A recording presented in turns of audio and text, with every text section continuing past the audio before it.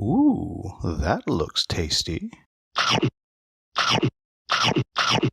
Through the millennia, there have been many different attempts to end conflict. War, treaties, trial by combat, but only one has proven to be effective. Beer. Welcome, folks, to The Hungry Gamers, back with another Kickstarter preview, and today we are talking about Dragon Brew: Rise of the Gnomes, published by August Games, designed by Daniel A. George, with art by Mac Hillier, or Hillier, not sure. I do apologize if I pronounce any of those names incorrectly. Now, before I get started, I do need to point out that this is just a prototype. Many things will be different size components, different types of components, and of particular note, the prototype I got did not have the dragon meeple that's going to come with it. And since my friends at Dragori Games, when they sent me the review copy of Arena the Contest, were kind enough to send me this crazy huge dragon. This is what I've been using for the dragon. Let me just be clear. This game is not coming with a gigantic 1, 2, 3, 4, 5-headed Hydra beast to be the dragon. I just used it because it made me laugh. Next, please make sure you turn on your Klingon subtitles, because if I make any rules, errors, or things have changed, that is where you will find those corrections. Now, what Rise of the Gnomes is it is a 1+ player game that can be played in a variety of different modes. It can be played competitively, it can be played cooperatively, or it can be played solo. And what I will say is, at this time, I have only played this game in the solo and co-op variants. Though I can relatively easily extrapolate what the competitive experience will be like, I have not played that, so just do keep that in mind. And in this game, each player is a different fantasy race of some sort, and in this world, peace has been attained through beer. And what happens is each race is their own brewing company, and what you are doing is you are trying to expand your brewing company across the land and control it. And to do that, you will be obtaining more customers, which are the cubes here, and building out breweries, which are these little building-looking thingamawatchers. However, unfortunately, the gnomes, who are the workers, have risen up, have banded together, and they have unionized and created their own brewing company, and those are the white ones that are out there on the board. And what you're going to be doing is, in the solo game and the co-op game, is at the end of 5 rounds, if everybody has a higher score than the gnomes, you win. If anybody has a lower score than the gnomes, you all lose. In the competitive game, it is simply, as long as one player beats the gnomes, then they win, though it is possible for everybody to lose to the game. Now, if you are not interested in how this game is played, I just want to jump ahead to my final thoughts, so you want to go to the timestamp on the screen, right?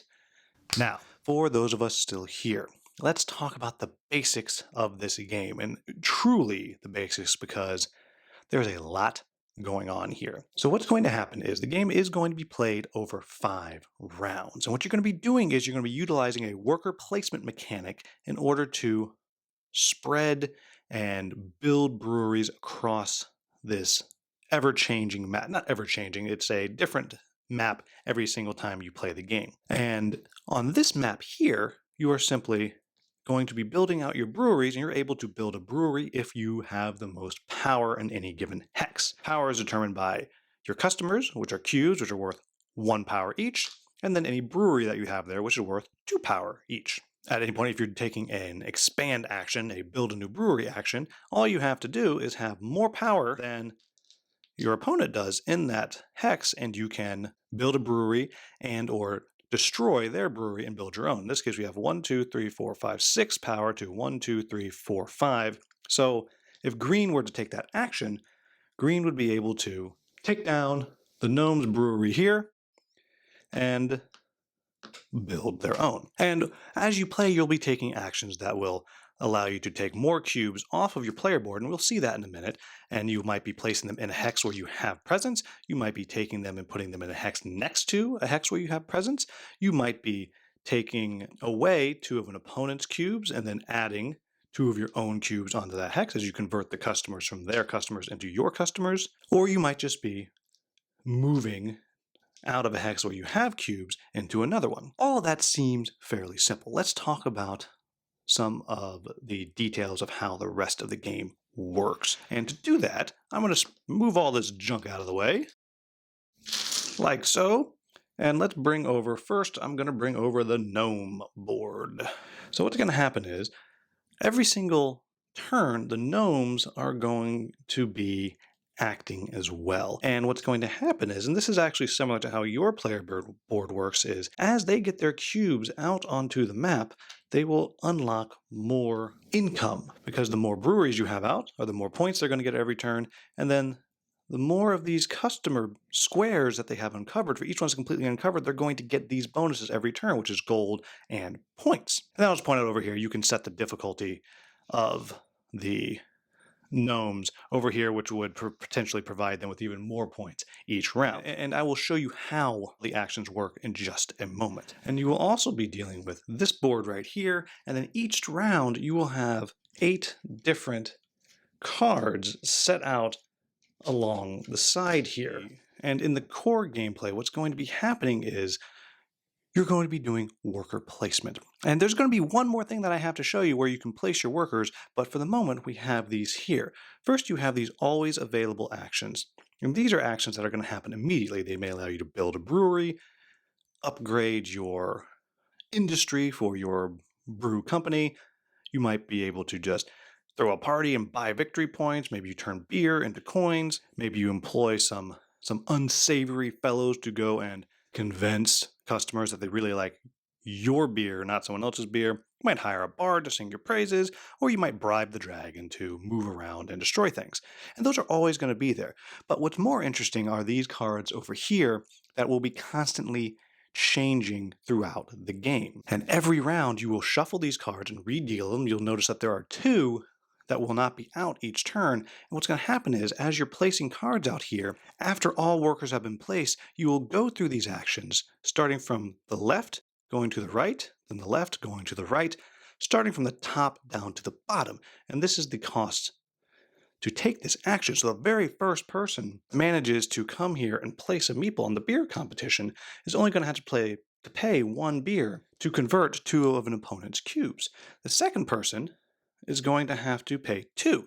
Then if someone comes for a third action, they're going to have to pay 3 for that. And you'll see these are all these actions I talked about, moving around to different places. I already talked about the conversion. There is building a new brewery.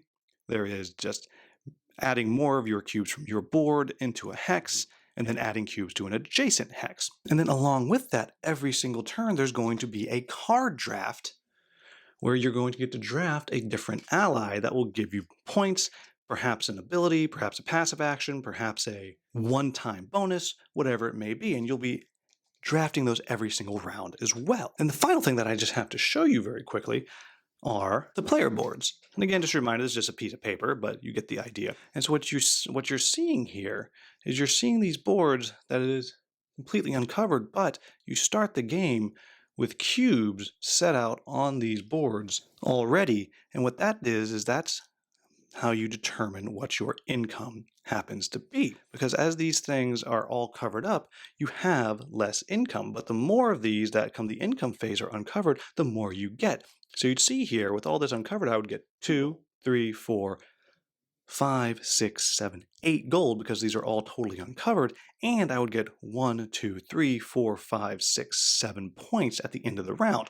You will also note all these symbols here, and these are upgrades that you're able to get. And you're going to get upgrades by uncovering them from over here, by building the breweries, or by purchasing them. As you unlock these, it might make it to where you can brew more beer. You always have this action over here to brew beer, and it's going to be based on what your production is. Your production is determined by how many breweries that you have out on the board. Or it might give you a bonus like these here, or maybe it's another action that you've now unlocked that you now have. And hopefully you get the idea, but you're going to be taking things off of this board, putting them out onto the map, and then as people convert your customers, or the dragon shows up and eats your customers, you're going to be putting them back on the map, and that's going to be determining your end of round income, which is obviously how you're going to be able to do more and more at the end of each round. That's how this game works, and I say that's it. That is a lot, and I didn't even go into competitive mode, which has various in-game scoring cards that that you have that will give you more bonus points and so on and so on. But hopefully that gives you a rough idea of how this game works. So what do I like about this game? First off,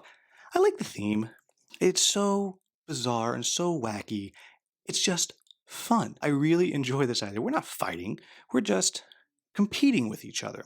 And yes, you can go and bribe the dragon to show up, and he might eat your opponents and burn down their brewery. But hey, all they got to do is give the dragon a little bit of gold and he'll go away. So no big deal. And it's just a fun theme. And I really appreciate that there are a ton of different factions, races that you can play. Each of these cards that I have here are double-sided.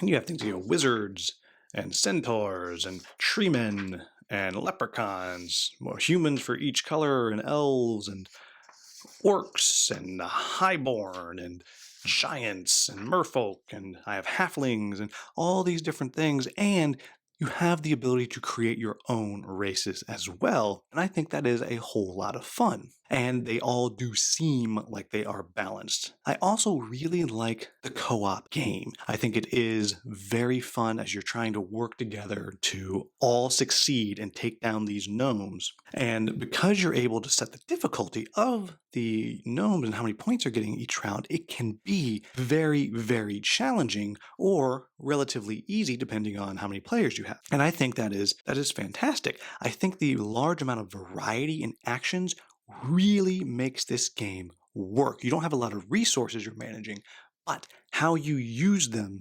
is great. And that's because, yes, there are things you can unlock on your player boards that no one else is going to have. And in addition to that, you might have an ally you've drafted that has an action that's only available to you.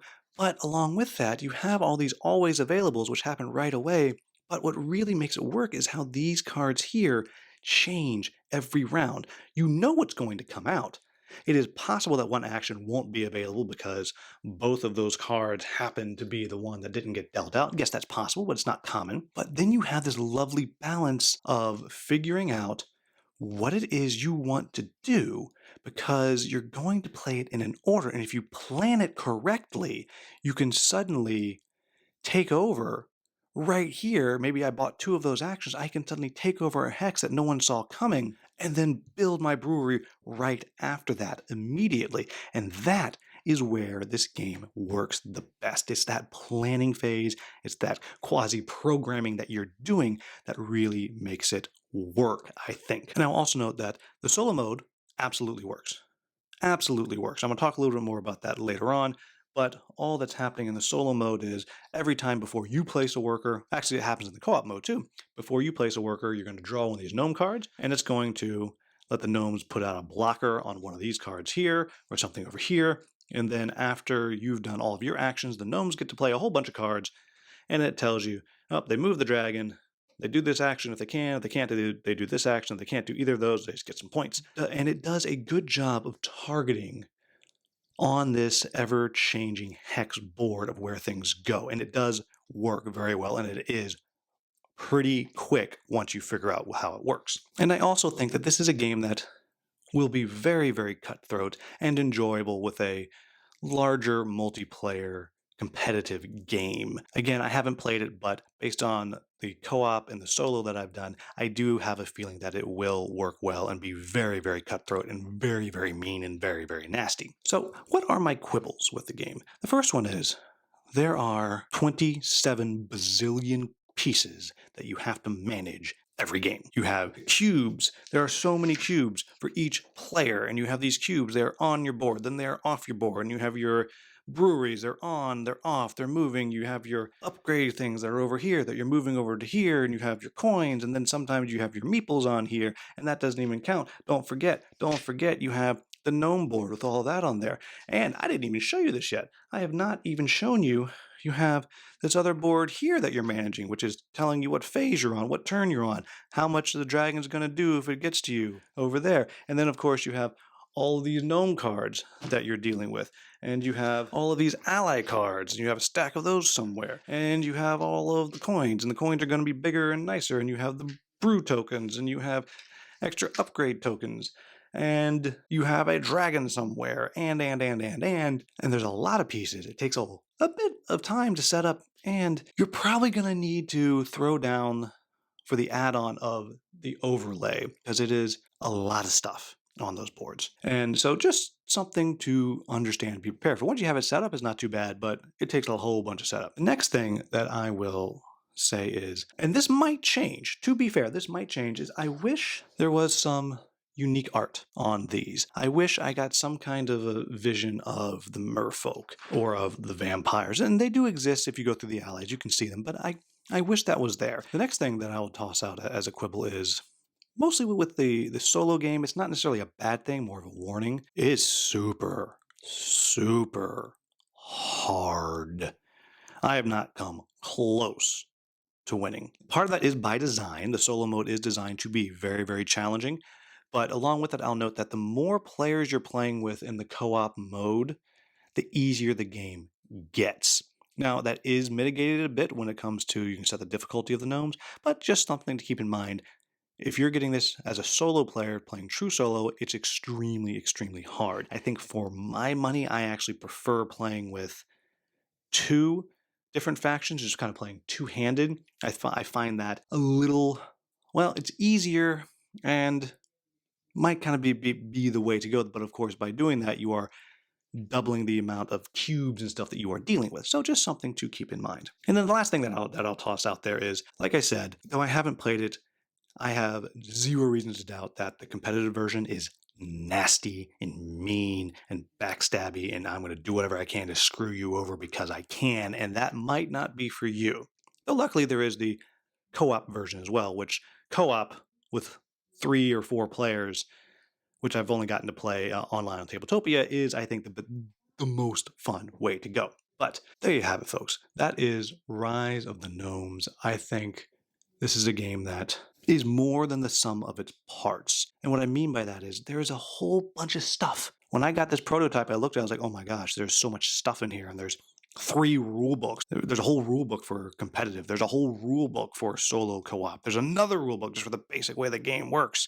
And then there's a appendix for what all the allies do and what the different judges do and all these things. And it was and is kind of intimidating.